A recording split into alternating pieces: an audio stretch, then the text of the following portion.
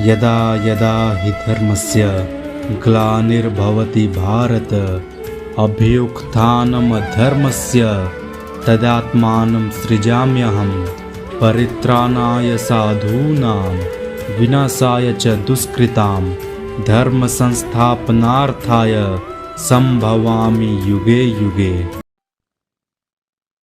जय जगन्नाथ। आज आलोचना करवा ओडिशार शेष मुख्यमंत्री किए से। गोटे भल कथा मन रखि था, मालिका शास्त्र अक्षरे अक्षरे सत्यता। वर्तमान समय रे आमे माने कौन करुचे, मालिका को विश्वास करूने। तमर भी तम मानकर भी विश्वास होची, विश्वास भांगी जाउची। महापुरुष कोउटी लेखि नाहांती साथी साथी पृथ्वी से परिवर्तन गोटे आसी। ସେଥିପାଇଁ ଅଙ୍କ ହିସାବ କରିଛନ୍ତି କୋଉ ଅଙ୍କରେ କଣ କଣ ଘଟିବ। ଆଙ୍ଗଳେ କୁହନ୍ତି ଧୀର ପାଣି ପଥର କାଟେ। ମହାପୁରୁଷ ମାନେ ଆମ ମାନଙ୍କୁ ଚେତନା ଦେଇଥିଲେ ବା ଦେଇ ଯାଇଛନ୍ତି, ଆଗକୁ ଏଇ ବିପଦମାନ ଅଛି, ତେଣୁ ତମେ ମାନେ ସବୁ ସଜାଗ ହେଇକି। ଏଥିପାଇଁ ମହାପୁରୁଷ ମାନେ ମାଳିକା ଶାସ୍ତ୍ରକୁ କେବଳ ପଞ୍ଚସଖାଙ୍କ ନୁହଁ, ପଞ୍ଚସଖା ବାଦେ ଉତ୍କଳରେ ବା ଓଡ଼ିଶାରେ ଅନେକ ସିଦ୍ଧ ସାଧୁ ମାନଙ୍କର ଆବିର୍ଭୂତ ହେଇଥିଲା। ସେମାନେ ମଧ୍ୟ ଆମକୁ ଦିଗ୍ଦର୍ଶନ ଦେଇ ଏବଂ ମାଳିକା ଶାସ୍ତ୍ର ମଧ୍ୟ ପ୍ରମାଣ ଦେଇଛି ଓଡ଼ିଶାର ଶେଷ ମୁଖ୍ୟମନ୍ତ୍ରୀ କିଏ ହେଲେ।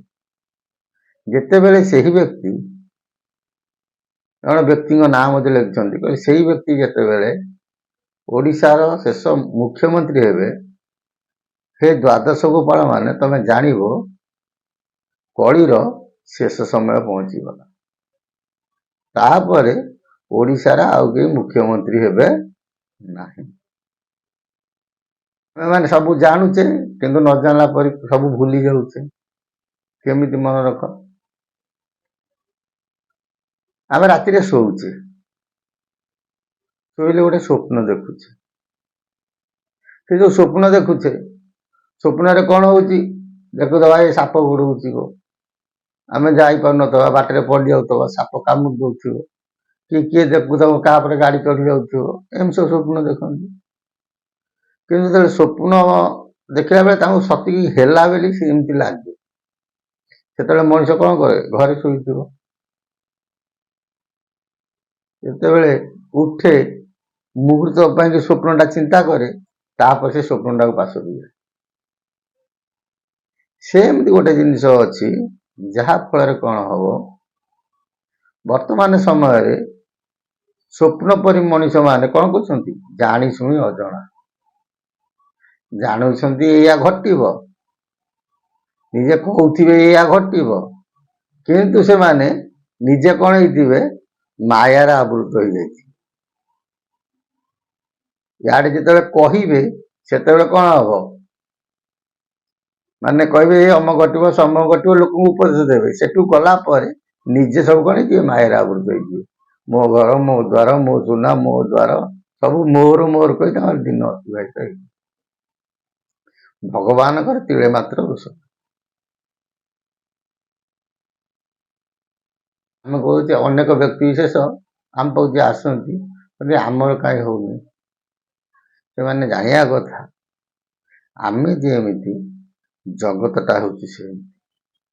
ଜଗତରେ କୋଉଠି କଣ ଘଟିଲେ ଚିନ୍ତା କରିବା କଥା, ନିଜର ଘଟୁଛି।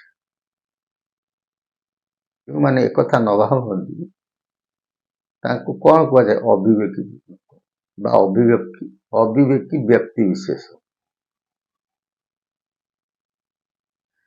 ସେଥିପାଇଁ ଗୋଟେ କହନ୍ତି, ତଳ ବରଡା ଖସୁଛି, ଉପର ବରଡା ଖସୁଛି, ମଝି ବରଡା ଥାଇ କହୁଛି ଆମ ଦିନ କାଳ ଆସୁଛି। ବର୍ତ୍ତମାନ ତମେ ଦେଖ, ମାଳିକା ଶାସ୍ତ୍ର ଯାହା ଲେଖିଥିଲା, ଧୀରେ ଧୀରେ ଧୀରେ ଧୀରେ ସେଇଆ ସବୁ ଘଟି ଯାଉଛି। ଆଗକୁ କଣ ସବୁ ଘଟିବ। ଏ ଯୋଉ ପଞ୍ଚସଖା ମାନେ ଯେତେବେଳେ ଉତ୍କଳରେ ଆବିର୍ଭୂତ ହେଇଥିବେ, ଅଚ୍ୟୁତ, ଅନନ୍ତ, ବଳବନ୍ତ, ଯଶବନ୍ତ, ଜଗନ୍ନାଥ ଦାସ, ଏ ଯୋଉ ପଞ୍ଚ ମହନ୍ତ, ତାଙ୍କ ଭିତରୁ ଶିଶୁ ଅନନ୍ତ କହିଛନ୍ତି ଯେତେବେଳେ କଳିଯୁଗ ମାନେ କୋଉଟା ମନେ ରଖିଥାଅ, ଆଦି କଳିଯୁଗ, ତାପରେ ଆସିବ ଅନନ୍ତ କଳି। ଆଦି କଳିଯୁଗ ଯେତେବେଳେ ସରିବ, ସେତେବେଳେ କିଏ ଉତ୍କଳରେ କଣ ହେବେ? ମୁଖ୍ୟମନ୍ତ୍ରୀ ରୂପରେ ବିବେଚନା ହେବେ। ଶାସ୍ତ୍ର ନାଁ ହେଲା ପଟ୍ଟାମଳାନ ଶାସ୍ତ୍ର। ଶିଶୁ ଅନନ୍ତଙ୍କର ଲେଖା, ସେ କଣ କହୁଛନ୍ତି କହିଲେ, ବିରାଟ ନଗରେ ମହାଯଜ୍ଞ ହେବ, ହାଡ଼ି ଦାସ ବସିଥିବ, ବିଂଶ ତ୍ରିଶେ ପ୍ରଭୁ ଖେଳ ଆରମ୍ଭିବେ, ଯହିଁ ଚଉବନ ଭାବ, ଦିବ୍ୟ ସିଂହଦେବ ରାଜୁତି କରିବେ, ଆଉ ଶାସନ ନଥିବ। ବଢିଆ ସୁନ୍ଦର କଥାଟା କହିଲେ। କହିଲେ ବିରାଟ ନଗରେ ମହାଯଜ୍ଞ ହେବ, ହାଡ଼ି ଦାସ ବସିଥିବ। ଦ୍ୱାରେ ବିରାଟ ଗାନ୍ଧୀରେ ସେଠି କି ଯଜ୍ଞ କରିପାରନ୍ତି ନାହିଁ। ଅତୀତରେ ଗୋଟେ ବିରାଟ ବହୁତ ବଡ ଧରଣ ଗୋଟେ ଯଜ୍ଞ, ତାକୁ ଜାଣିପାରିଲେ ନାହିଁ। ସେ ଯଜ୍ଞକୁ ମଧ୍ୟ ଲୋକ ଅନେକ ଠୁସୁଲି କଲେ। ମହାପୁରୁଷ କହିଥିଲେ ଶିଶୁ ଅନନ୍ତ, ବିରାଟ ନଗରରେ ମହାଯଜ୍ଞ ହେବ, ହାଡ଼ି ଦାସ ବସିଥିବେ। କେଉଁ ହାଡ଼ି ଦାସ? ହାଡ଼ି ଦାସ, ହାଡୁ ଦାସ ଦୁଇ ଜଣ, ଜଣେ ସିଦ୍ଧଗିରିର ମହନ୍ତ, ଜଣେ ଛତିଆ ବଟର ମହନ୍ତ। ପୁଣି ମହାପୁରୁଷ ଭବିଷ୍ୟତ ମାଳିକା ଲେଖିଛନ୍ତି, ତନ୍ତୁଆଣୀ ପାଖରେ ଜଣେ ଭକ୍ତ ମଧ୍ୟ ଆବିର୍ଭୂତ ହେବେ, ହାଡ଼ି ଦାସ ବା ହାଡୁ ଦାସ। ଆ ଭିତରୁ କୋଉ ହାଡ଼ି ଦାସ ସେଠି ଉପସ୍ଥିତ ଥିବେ, ପୂର୍ବ ଏପିସୋଡରେ ଆଲୋଚନା କରିବା। ସେଥିପାଇଁ ମହାପୁରୁଷ କହିଲେ, ବିରାଟ ନଗରରେ ମହାଯଜ୍ଞ ବା ହାଡୁ ଦାସ ବସିଥିବେ। ଯଜ୍ଞଟି ଅଲରେଡି ସମାପନ ଘଟି ଯାଇଛି। ବିଂଶ ତ୍ରିଶେ ପ୍ରଭୁ ଖେଳ ଆରମ୍ଭିବେ, ଯହିଁ ଚଉବନ ଭାବ। ବିଂଶ ତ୍ରିଶ ବୋଲେ 50, ହେଲେ 50 ଅଙ୍କରେ ପ୍ରଭୁ ଖେଳ ଆରମ୍ଭ କରିବେ। ଖେଳ ଆରମ୍ଭ କରିବେ, ଯହିଁ ଚଉବନ ଭାବ। 50 ଅଙ୍କ ଯେତେବେଳେ ପ୍ରଭୁଙ୍କର ହେଇଯିବ, ସେତେବେଳେ ଭୋଗ କରିବ କେତେ? 54 ଅଙ୍କ। ଏମିତି 1970 ମସିହାରେ ଗଜପତି ହେଇଥିଲେ କିଏ? ସେ ଦିବ୍ୟ ସିଂହଦେବ ଆସନ ଅଳଙ୍କୃତ କରିଥିଲେ। ତାଙ୍କର 2024 ମସିହା ବେଳକୁ 54 ଅଙ୍କ ହଉଛି। ଏଠି ତ ଅନନ୍ତ ମାଧବ ଗୁଣଭେଦୀ ଅଙ୍କରେ ଜାତ ହେଲେ, ଗୁଣ ବୋଲନ୍ତି 3।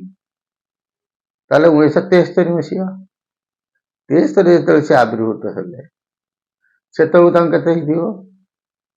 50। ମାନେ ରଜାଙ୍କର 54 ଅଙ୍କ ସମୟ ବେଳକୁ ଅନନ୍ତ ମାଧବଙ୍କର 50 ଅଙ୍କଟା ଅଳ୍ପ ଦିନ ଭୋଗ କରିବ। ତାପରେ କଣ ହବ ନା, ଦିବ୍ୟ ସିଂହଦେବ କରିବେ ରାଜୁତି, ଆଉ ଶାସନ ନଥିବ। ଅଙ୍କକୁ ଅଙ୍କ ମିଶିଲା।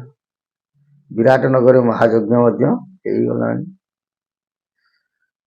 ଏଠି ମହାପୁରୁଷ କହିଲେ, କଳିର ଅନ୍ତିମ ପର୍ଯ୍ୟାୟକୁ, ଶେଷ ପର୍ଯ୍ୟାୟକୁ ଦିବ୍ୟ ସିଂହଦେବ ରାଜୁତି କରିବେ, ବା ରାଜନୀତିରେ ସେ କଣ କରିବେ? ପ୍ରବେଶ କରିବେ। ଏବଂ ଓଡ଼ିଶାର ଶାସନ ଭାର ମଧ୍ୟ ସେ କଣ କରିବେ?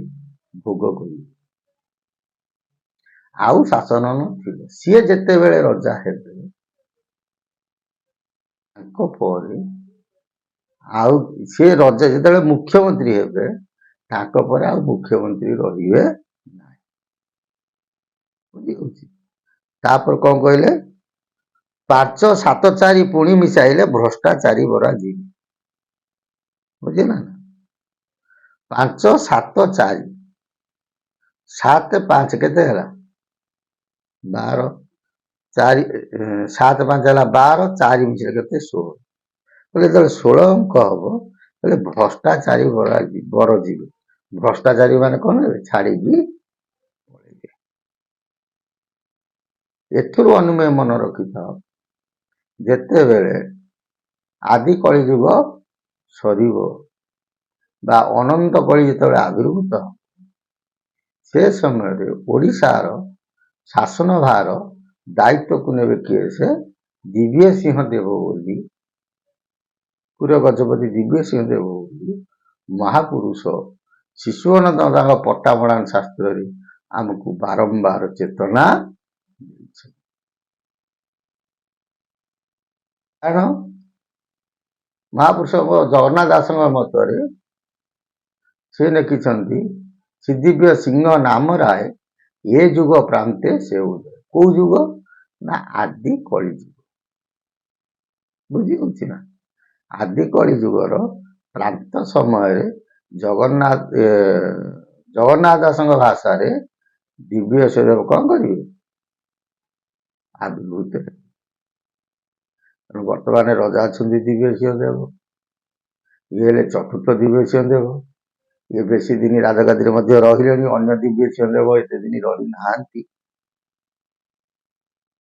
ଏହି ଦିବ୍ୟ ସିଂହ ଦେବ ମାଳିକା ଶାସ୍ତ୍ର ପ୍ରମାଣ ଦିଏ ଦିନେ ନା ଦିନେ ପୁନର୍ବାର ଆଗକୁ କଣ ହେବ? ଓଡ଼ିଶାର ଶାସନ ଭାର ଗ୍ରହଣ କରିବେ। ତାଙ୍କ ପରେ ଆଉ ଶାସନ ରହିବ ନାହିଁ। ବୁଝି ହଉଛି ନା? ତେଣୁ ଗଣତନ୍ତ୍ରର ଶେଷ ଶାସନ ମୁଖ୍ୟ କିଏ ହେବେ? ଆମର ଦିବ୍ୟ ସିଂହ ଦେବ, ପୁରୀର ଗଜପତି ମହାରାଜ। ସେ ପର୍ଯ୍ୟନ୍ତ ଆମକୁ ଅପେକ୍ଷା କରିବାକୁ ପଡ଼ିବ। ଯାହା ନ ଦେଖିବ ଦୁଇ ନୟନ, ପରେ ତ ନ ଯିବ ଗୁରୁ ବଚନ। ତେଣୁ ଆମେ କହିଦେଲୁ ବୋଲି ଏହା କେତେ ଦୂର ସତ୍ୟତା ଆମେ ଆଖିରେ ନ ଦେଖିଲା ପର୍ଯ୍ୟନ୍ତ ଆମେ ବିଶ୍ୱାସ କରିବା କର୍ତ୍ତବ୍ୟ ନୁହେଁ।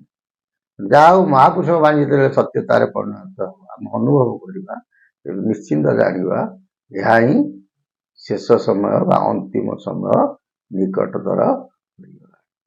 ଜୟ ଜଗନ୍ନାଥ। ସେ ପ୍ରଭୁଙ୍କ ସଦିଚ୍ଛା ପୂର୍ଣ୍ଣ ହଉ। ବୋଲ ଆନନ୍ଦେ କବା ହରି ବୋଲ।